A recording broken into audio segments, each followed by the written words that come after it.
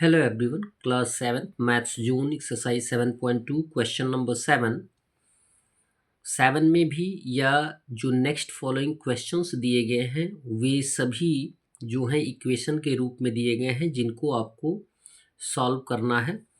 यहाँ पे सॉल्यूशन देना है आपको और सॉल्यूशन में आपको क्या फाइंड आउट करना है, दिए गए वेरिएबल का वैल्यू फाइंड आउट करना है, जिसमें आपको बताया जाता है कि इक्वेशन में दो पार्ट होते हैं, एक इक्वल के लेफ़्ट साइड जिसको हम LHS के रूप में काउंट करते हैं और इक्वल के राइट साइड जिसको हम RHS के रूप में काउंट करते हैं, यानी राइट हैंड साइड और लेफ़्ट हैंड साइड।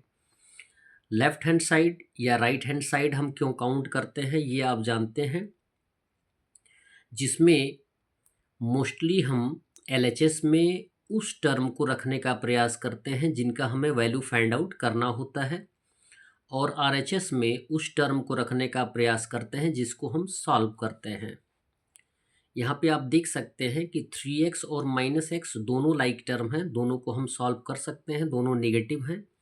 सॉरी, एक पॉजिटिव है और एक क्या है, नेगेटिव है, तो हम माइनस कर देंगे। यहाँ पे पॉजिटिव ग्रेटर है तो आंसर भी पॉजिटिव होगा। 3x में से 1x माइनस कर देंगे तो आंसर आएगा 2x इक्वल -17 ऑलरेडी है ही है, +5 को हम ट्रांसफ़र कर देंगे क्योंकि ये कांस्टेंट है, तो +5 का आ जाएगा -5, 2x का 2x इक्वल हो जाएगा, दोनों नेगेटिव हैं। यदि दो इंटीजर हों, दोनों नेगेटिव होते हैं तो क्या होते हैं, दोनों जुड़ जाते हैं, लेकिन आंसर क्या होता है, नेगेटिव होता है। -17 -5 हो जाएगा -22, 2x 2 को ट्रांसफ़र कर देंगे तो यहाँ पे एज ए मल्टीप्लिकेशन है तो एज ए डिवीज़न आएगा, तो -22 ऑलरेडी दिया गया है। 2 से हम दोनों को रिड्यूस कर सकते हैं, 2 1 जा 2, 2 11 जा 22। यहाँ पे x का वैल्यू आ जाएगा -11। यहाँ नेगेटिव का जो सिंबल है उसे हम कहीं भी छोड़ने का प्रयास नहीं करेंगे यदि रेड्यूसिबल नहीं है तो x वेरिएबल का वैल्यू आ जाएगा -11। क्वेश्चन नंबर 8 है 1.2x + 4.8x = 18। तो LHS में दोनों लाइक टर्म दिए गए हैं, दोनों को हम प्लस कर सकते हैं। 1.2 और 1.2 और 4.8 को ऐड कर देंगे तो आंसर आएगा 6.0, x हो जाएगा इक्वल 18। अब जबकि हमें x का वैल्यू फाइंड आउट करना है तो 6.0 को ट्रांसफ़र कर देंगे, यहाँ पे एज ए मल्टीप्लिकेशन है, एज ए डिवीज़न आएगा तो x इक्वल हो जाएगा 18/6.0। यदि डेसिमल के बाद 0 होता है तो उसका कोई वैल्यू नहीं होता है, यानी ये डेसिमल और 0 को हम क्या कर देंगे, नेगलेक्ट कर देंगे, तो हमारे पास जो नंबर बच जाएगा वो होगा 6। 6 से दोनों को हम रेड्यूस कर सकते हैं, 6 1 जा 6 और 6 3 जा 18। 1 डेनोमिनेटर का कोई वैल्यू नहीं होगा तो x का वैल्यू आ जाएगा 3। क्वेश्चन नंबर 9 दिया गया है 6 इन ब्रैकेट 5x - 2 + 12 = 30। अब हमें मल्टीप्लाई करने की आवश्यकता नहीं है, हम क्या करेंगे, एट फर्स्ट 6 को ट्रांसफ़र कर भी सकते हैं या मल्टीप्लाई भी कर सकते हैं। 6 से दोनों टर्म में मल्टीप्लाई कर देंगे तो 6 5 जा 30x -6 2 जा 12 और +12 इक्वल हो जाएगा 30। हमने मल्टीप्लाई इसलिए किया है कि यहाँ पे अगर रेड्यूस करना होगा तो हम रेड्यूस कर देंगे। तो आप ये देखेंगे कि +12 और -12 दोनों वैल्यू सेम है, लेकिन सिंबल क्या है, डिफरेंट है। प्लस माइनस क्रॉस आउट हो जाएगा तो हमारे पास 30x इक्वल हो जाएगा 30। x का वैल्यू फाइंड आउट करना है तो 30 को हम ट्रांसफ़र कर देंगे तो यहाँ पे आ जाएगा 30/30। तो 30 से 30 को रेड्यूस कर देंगे तो x का वैल्यू आ जाएगा 1। क्वेश्चन नंबर 10 दिया गया है 7 इन ब्रैकेट x - 4 + 13 = 6। यदि हम चाहेंगे तो 7 को ट्रांसफ़र कर सकते हैं, लेकिन 7 यहाँ पे एज ए कॉमन दिया गया है तो 7 से हम दोनों टर्म में मल्टीप्लाई कर लेंगे। 7 से x में मल्टीप्लाई करेंगे 7x आएगा और 7 से -4 में मल्टीप्लाई कर देंगे तो -28 आएगा। +13 ऑलरेडी दिया गया है इक्वल 6 होगा। यहाँ पे आप ये देख सकते हैं कि 7x अलग टर्म है और यहाँ पे लाइक टर्म के रूप में -28 और +13 दिया गया है। यहाँ पे दो इंटीजर हमारे पास हैं, एक निगेटिव है और एक पॉजिटिव है। नेगेटिव क्या है, ग्रेटर है, तो आंसर क्या होगा, नेगेटिव। और 28 में से 13 को माइनस कर देंगे तो आंसर आ जाएगा -15 इक्वल 6।